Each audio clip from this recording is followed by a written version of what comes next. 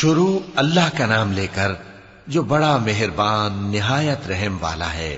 حامیم، اس کتاب کا اتارا جانا اللہ کی طرف سے ہے جو زبردست ہے، دانا ہے، جو گناہ بخشنے والا اور توبہ قبول کرنے والا، سخت عذاب دینے والا ہے، صاحب کرم ہے۔ اس کے سوا کوئی معبود نہیں، اسی کی طرف لوٹ کر جانا ہے۔ اللہ کی آیتوں میں وہی لوگ جھگڑتے ہیں جو کافر ہیں، تو ان لوگوں کا شہروں میں چلنا پھرنا تمہیں دھوکے میں نہ ڈال دے۔ ان سے پہلے نوح کی قوم اور ان کے بعد اور امتوں نے بھی پیغمبروں کی تکذیب کی، اور ہر امت نے اپنے پیغمبر کے بارے میں یہی قصد کیا کہ اس کو پکڑ لیں اور بیہودہ شبہات سے جھگڑتے رہے کہ اس سے حق کو زائل کر دیں، تو میں نے ان کو پکڑ لیا، سو دیکھ لو میرا عذاب کیسا ہوا۔ اور اسی طرح کافروں کے بارے میں بھی تمہارے پروردگار کی بات پوری ہو چکی ہے کہ وہ اہل دوزخ ہیں۔ جو لوگ عرش کو اٹھائے ہوئے اور جو اس کے گردا گرد حلقہ باندھے ہوئے ہیں یعنی فرشتے، وہ اپنے پروردگار کی تعریف کے ساتھ تسبیح کرتے رہتے ہیں اور اس پر ایمان رکھتے ہیں، اور مومنوں کے لیے بخشش مانگتے رہتے ہیں کہ اے ہمارے پروردگار، تیری رحمت اور تیرا علم ہر چیز کو سموئے ہوئے ہے، تو جن لوگوں نے توبہ کی اور تیرے رستے پر چلے ان کو بخش دے اور دوزخ کے عذاب سے بچا لے۔ اے ہمارے پروردگار، ان کو ہمیشہ رہنے کی بہشتوں میں داخل کر جن کا تو نے ان سے وعدہ کیا ہے، اور جو جو ان کے باپ دادوں اور ان کی بیویوں اور ان کی اولاد میں سے نیک ہوں ان کو بھی، بے شک تو غالب ہے، حکمت والا ہے۔ اور ان کو بری حالتوں سے بچائے رکھیو، اور جس کو تو اس روز بری حالتوں سے بچا لے گا تو تو نے بے شک اس پر مہربانی فرمائی، اور یہی بڑی کامیابی ہے۔ جن لوگوں نے کفر کیا ان سے پکار کر کہہ دیا جائے گا کہ جب تم دنیا میں ایمان کی طرف بلائے جاتے تھے اور مانتے نہیں تھے تو اللہ اس سے کہیں زیادہ بیزار ہوتا تھا جس قدر تم اپنے آپ سے بیزار ہو رہے ہو۔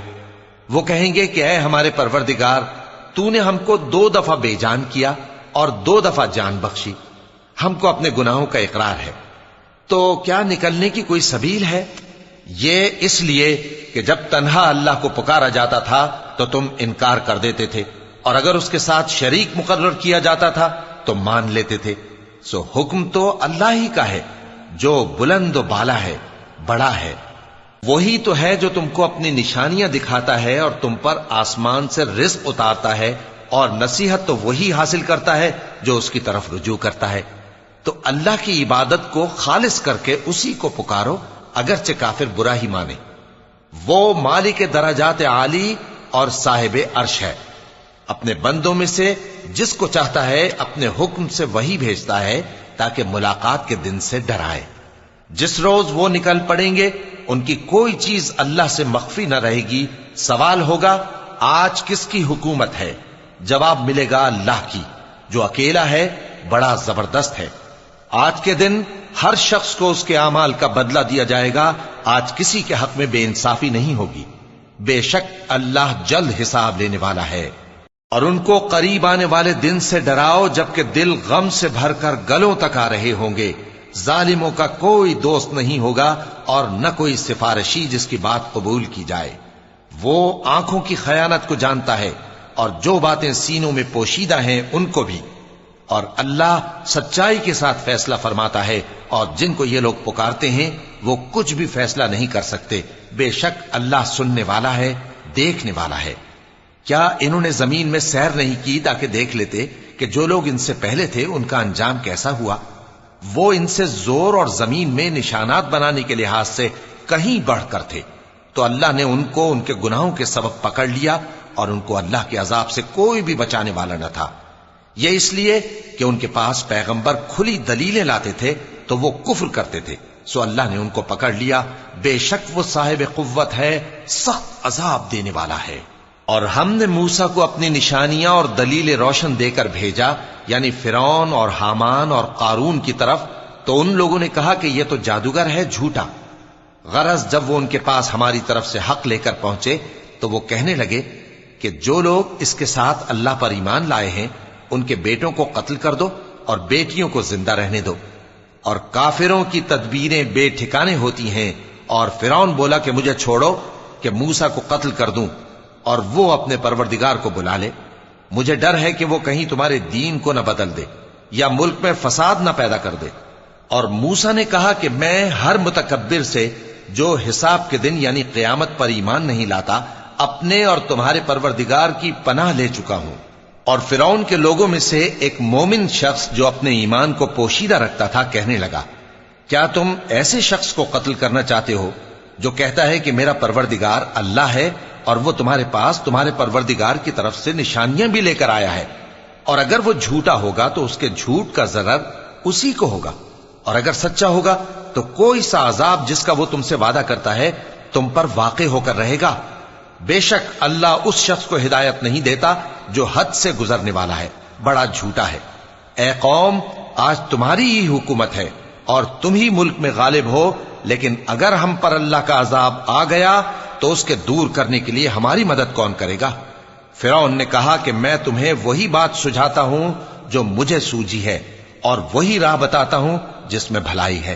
तो जो मोमिन था वो कहने लगा कि ऐ कौम, मुझे तुम्हारी निस्बत खौफ है कि तुम पर दूसरी उम्मतों की तरह के दिन का अजाब आ जाए, जैसे नूह की कौम और आद और समूद और जो लोग उनके बाद आए हैं उनके हाल की तरह तुम्हारा हाल ना हो जाए। और अल्लाह तो बंदों पर जुल्म करना नहीं चाहता। और ऐ कौम, मुझे तुम्हारी निस्बत पुकार के दिन यानी रोजे क़यामत का खौफ है, जिस दिन तुम पीठ फेर कर क़यामत के मैदान से भागोगे। उस दिन तुमको कोई अजाब इलाही से बचाने वाला ना होगा, और जिस शख्स को अल्लाह गुमराह रहने दे उसको कोई हिदायत देने वाला नहीं। और पहले यूसुफ भी तुम्हारे पास खुली बातें लेकर आए थे, तो जो वो लाए थे उसकी तरफ से तुम बराबर शक ही में रहे, यहां तक कि जब वो वफात पा गए तो तुम कहने लगे कि अल्लाह उनके बाद कभी कोई पैगंबर नहीं भेजेगा। इसी तरह अल्लाह उस शख्स को गुमराह रहने देता है जो हद से निकल जाने वाला, शक करने वाला हो। जो लोग बगैर इसके कि उनके पास कोई दलील आई हो अल्लाह की आयतों में झगड़ते हैं, अल्लाह के नजदीक और मोमिनों के नजदीक झगड़ा सख्त नापसंद है। इसी तरह अल्लाह हर मुतकब्बिर सरकश के दिल पर मोहर लगा देता है। और फिरौन ने कहा कि हामान, मेरे लिए एक महल बनाओ ताकि मैं उस पर चढ़कर रस्तों पर पहुंच जाऊं, यानी आसमान के रस्तों पर, फिर मूसा के माबूद को झांक कर देख लूं, और मैं तो उसे झूठा समझता हूं।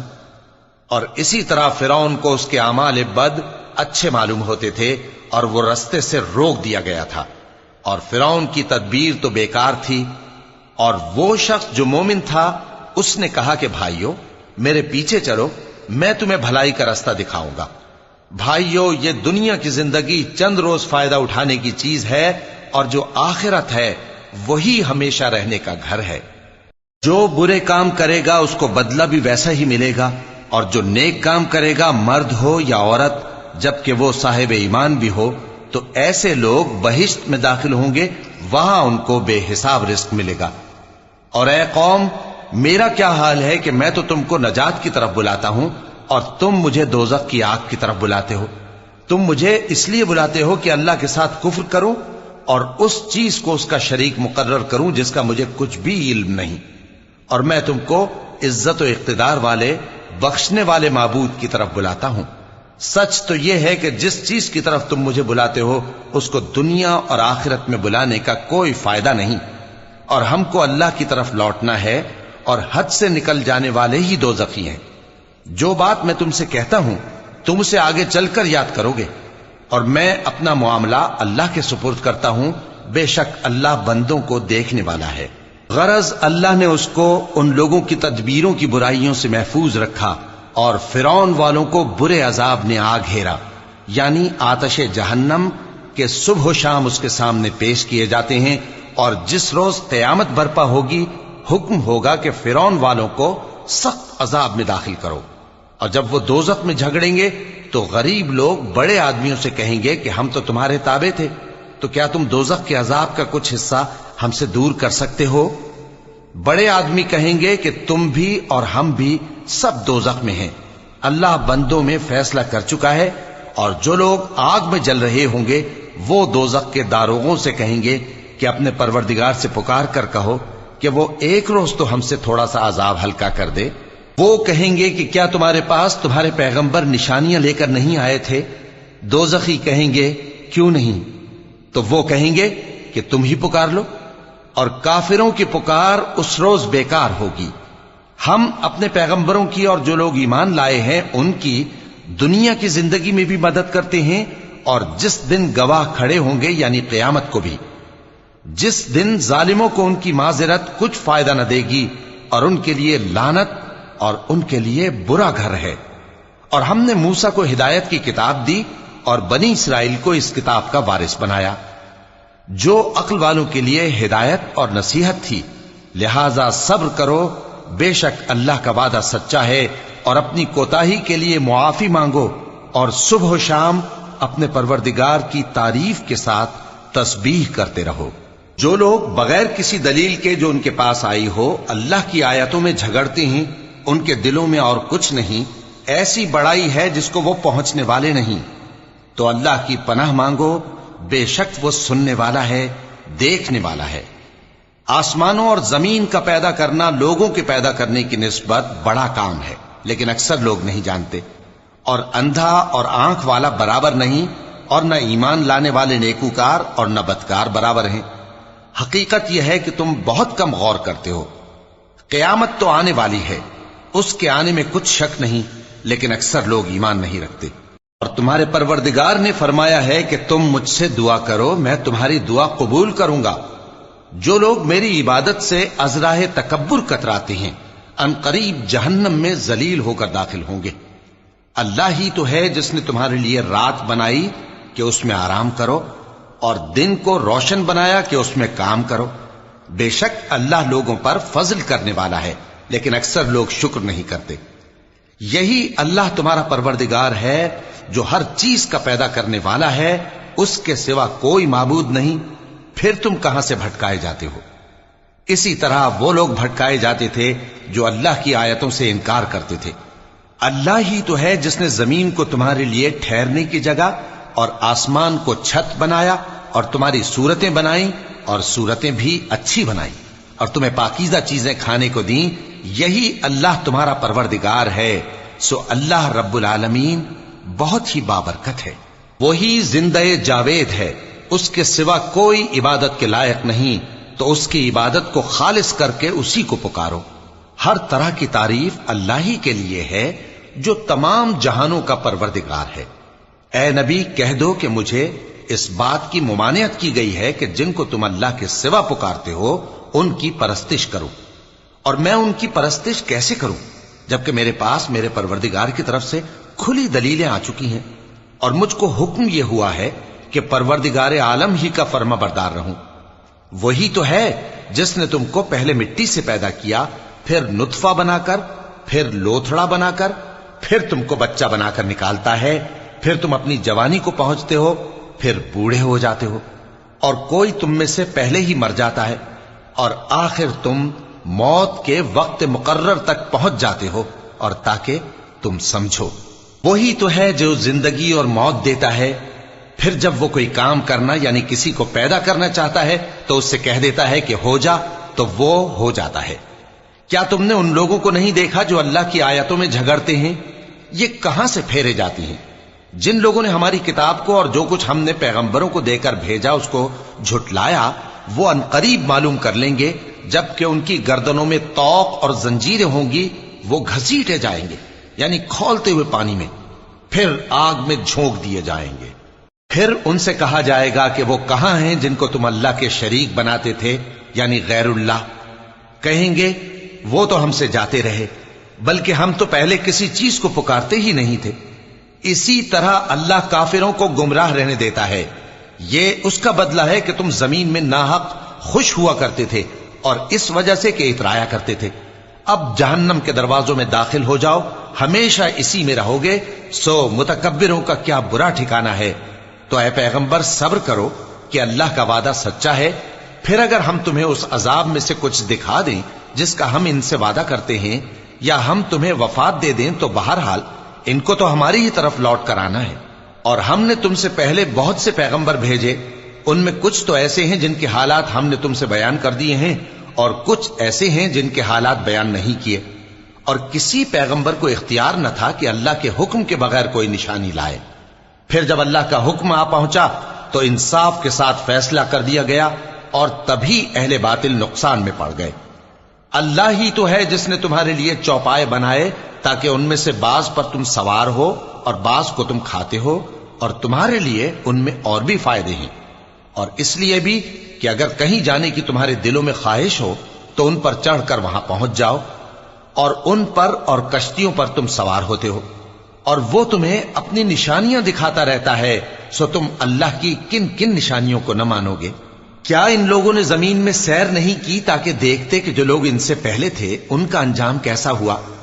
حالانکہ وہ ان سے کہیں زیادہ اور طاقتور اور زمین میں نشانات بنانے کے اعتبار سے بہت بڑھ کر تھے، تو جو کچھ وہ کرتے تھے وہ ان کے کچھ کام نہ آیا۔ اور جب ان کے پیغمبر ان کے پاس کھلی نشانیاں لے کر آئے تو جو علم اپنے خیال میں ان کے پاس تھا اس پر اترانے لگے، اور جس چیز سے تمسخر کیا کرتے تھے اس نے ان کو آ گھیرا۔ پھر جب انہوں نے ہمارا عذاب دیکھ لیا تو کہنے لگے کہ ہم ایک اللہ پر ایمان لائے، اور جس چیز کو ہم اس کا شریک بناتے تھے اس سے منکر ہو گئے۔ پھر جب وہ ہمارا عذاب دیکھ چکے اس وقت ان کے ایمان نے ان کو کچھ بھی فائدہ نہ دیا۔ یہ اللہ کی عادت ہے جو اس کے بندوں کے بارے میں چلی آتی ہے، اور وہاں کافر گھاٹے میں رہ گئے۔